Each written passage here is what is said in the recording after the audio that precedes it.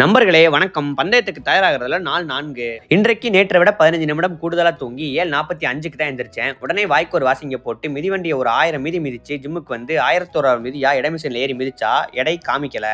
அதனால கடுப்பாகி கை கூடுற பேச்சு போட வந்தா இங்க வந்து ஒரு கருத்து சொல்லி ஒருத்தன் கடுப்பேத்துறான். அவன் என்ன சொல்றானா, 3 நாள் சோறு எதுவுமே திங்க மாட்டானா, தண்ணி மட்டும் குடிச்சா குடல் நல்லா இருக்கும்னு சொல்றான். அது உண்மையா பொய்யான்னு தெரியல. உங்களுக்கு தெரிஞ்சதுன்னா கமெண்ட்ல சொல்லுங்க. அப்புறம் உடற்பயிற்சிலாம் முடித்து விட்டு வீட்டுக்கு போறப்போ காய்கறி கடையில் ஒரு பொறுக்கிற வேலை. நீண்ட நாளுக்கு அப்புறம் இந்த பொறுக்கிற வேலை பண்றதால சரியா பொறுக்க முடியல. இருந்தாலும் ஏதோ ஏனதானு பொறுக்கிட்டு எட்ரா மிதிவண்டின்னு மிதி மிதி மிதிச்சு வீட்டுக்கு வந்தாச்சு. பிறகு காலை உணவுக்கு 3 தோசையில 5 முட்டையை ஊத்தி சாப்பிட்டுட்டு வீடியோ எடிட் பண்ணலான்னு வந்தா இந்த பைத்தியக்காரன் வந்து டார்ச்சர் பண்ணிட்டு இருக்கான். அப்புறமா அவன் அடிச்சு துரத்திட்டு வீடியோ எடிட்டிங்லாம் முடிச்சுட்டு மதிய உணவு சமைக்க வந்துட்டேன். முதல்ல புரதச்சத்துக்கு கோழியை குளிப்பாட்டி அடுப்புல போடணும். அப்புறம் நார்ச்சத்துக்கு காய்கறியை நறுக்கி அவிய போடணும். அப்புறம் அம்புட்டையும் வாய்க்குல போடணும். பிறகு நன்றாக ஒரு தூக்கத்தை போடணும்.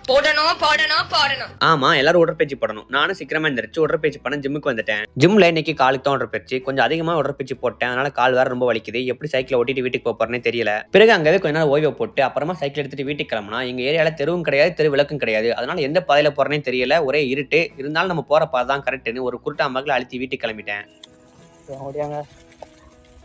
பிறகு தலை நினைக்காம ஒரு குழியில போட்டு பாத்திரங்கள் எல்லாம் கழுவி வச்சுட்டு இரவு உணவையும் முடிச்சுட்டு காலையில இந்த மீன் மாத்திரை முழுங்க மறந்துட்டேன். அதையும் போட்டுட்டு உறக்கத்தை போட்டாச்சு. உறுதியாக நண்பர்களே, நாளைக்கு பார்க்கலாம்.